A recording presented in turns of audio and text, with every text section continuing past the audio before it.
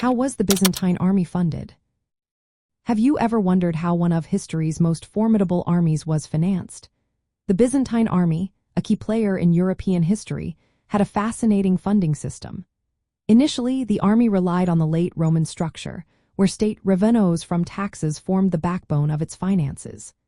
Taxes were collected from land, trade, and individuals. The money gathered was then allocated directly to pay soldiers and purchase equipment. To bolster manpower, the Byzantine Empire also implemented conscription.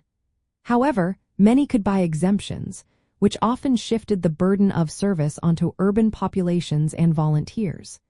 This system was a mix of obligation and choice, allowing some to avoid military service while still supporting the army financially.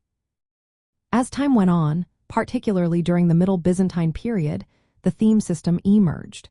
This was a significant change in both organization and funding. The empire divided its provinces into militarized districts called themes.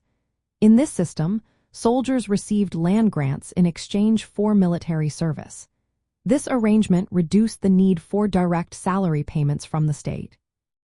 However, taxes from these lands still flowed into the central treasury, maintaining a steady income for the empire.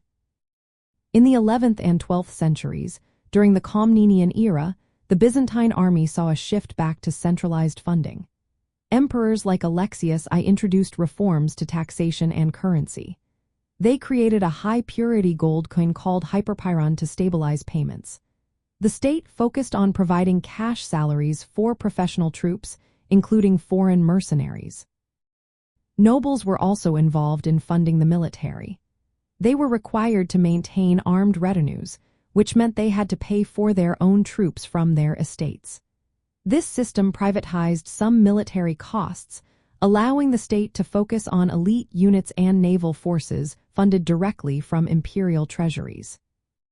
In addition to local funding, the Byzantine Empire employed foreign mercenaries, including Varangians, Turks, and Franks.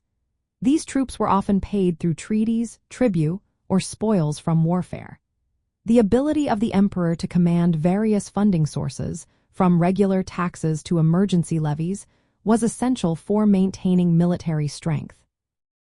Overall, the funding of the Byzantine army was a complex system that adapted to the empire's changing needs.